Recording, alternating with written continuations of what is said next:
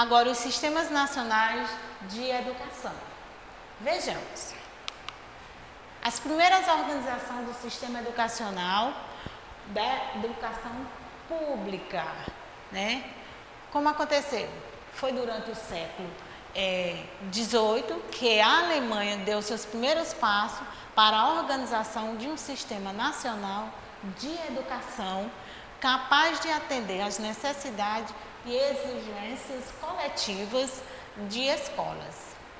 Frederico o Grande, pelos regulamentos gerais das escolas, datados de 1763, foi quem realmente fundou o sistema prussiano de ensino elementar, estabelecendo a frequência obrigatória às escolas para crianças de 5 a 13 anos.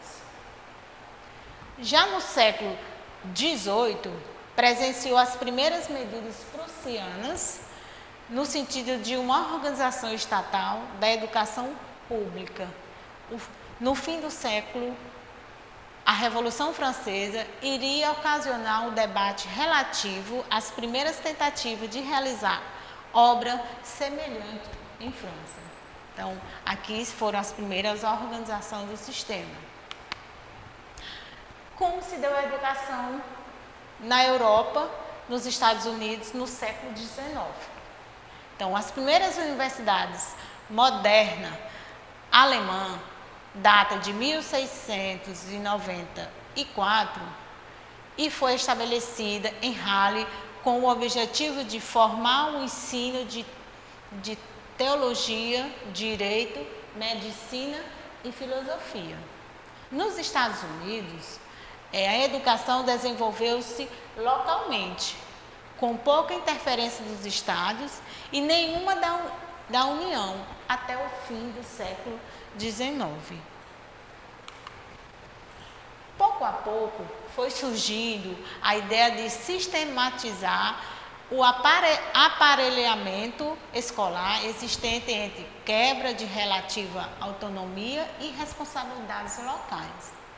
É interessante observar que os sistemas estaduais norte-americanos nunca foram exclusivistas no sentido administrativo, tendo mesmo consagrado o livre direito de escolha e de organização da escola, embora determinasse a obrigatoriedade escolar e a obrigatoriedade coletiva de manutenção das escolas, bem como, de outro lado, uma política de mínimos escolares a serem realizados por todas as escolas públicas e privadas.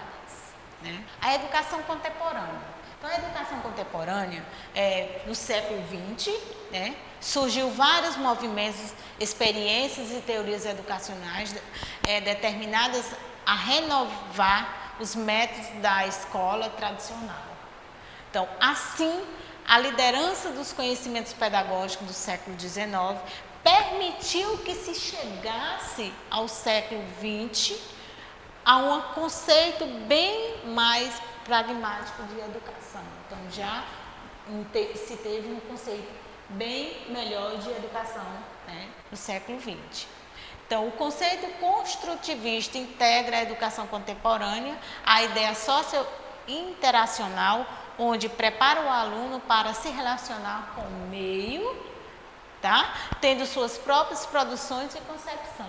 Então, já se tem uma outra visão, né? O aluno ele se envolve, né, com o meio. A nova escola e a escola ativa. A educação em liberdade.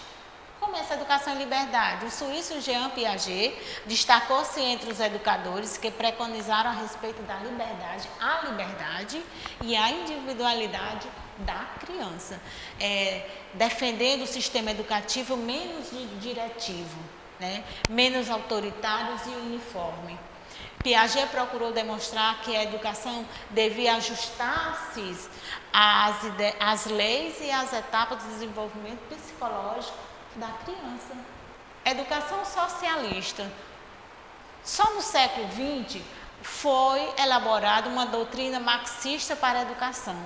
A maior figura da pedagogia marxista foi o soviético Anton Markarenko, que criou as escolas da comunidade. A ideia central passou a ser o estreitamento dos laços entre a escola e a vida em todos os níveis, certo? A educação libertadora para Paulo Freire, né, aí já entra o nosso Paulo Freire, o objetivo da educação deveria ser a liberação do oprimido, que lhe daria meios de transformar a realidade social à sua volta, mediante a conscientização, né, o conhecimento crítico do mundo.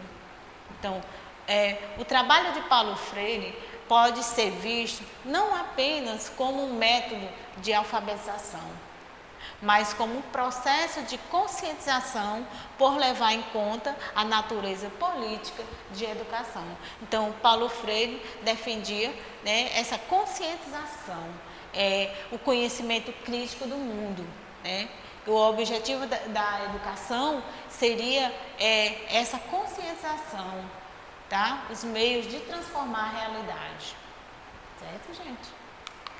A educação e tecnologia, as novas situações criadas pela sociedade pós-industrial, o avanço contínuo da informática e dos meios de comunicação e a complexidade crescente dos novos conhecimentos e técnicas acentuaram o conflito entre dois tipos de orientação educacional: a educação científica e a humanista.